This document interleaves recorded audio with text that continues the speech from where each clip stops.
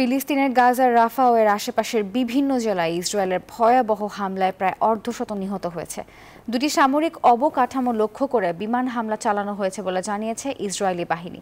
এরই মধ্যে আন্তর্জাতিক বিচার আদালতে এবারে ইসরায়েলের বিরুদ্ধে গণহত্যার অভিযোগ করেছে কিউবা। আর নেতানিয়াহু সরকারের পদত্যাগের দাবিতে ইসরায়েলের রাজধানী তেল আবিবে অব্যাহত রয়েছে বিক্ষোভ।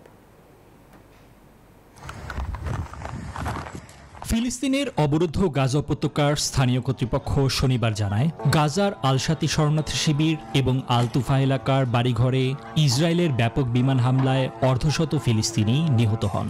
যদিও এ নিয়ে বিস্তারিত জানায়নি আইডিএফ। হামাসের সামরিক অবকাঠামো লক্ষ্য করে হামলা চালানোর দাবি করেছে তারা। স্বাস্থ্যকর অল টাইম হানিকম, সব সময় অল টাইম হেলদি লাইফ।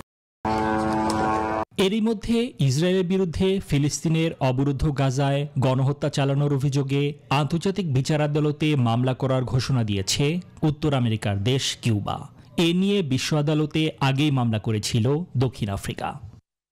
চলমান উত্তেজনার মধ্যেই শনিবার ইয়েমেনের হুথি বিদ্রোহীরা দাবি করল, ইসরায়েলের উত্তরাঞ্চলীয় হাইফা বন্দরে 4টি জাহাজ লক্ষ্য করে হামলা চালিয়েছে তারা।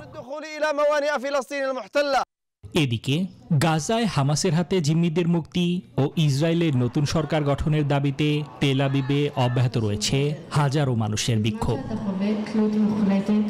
নিবির আমিন, নিউজ 24।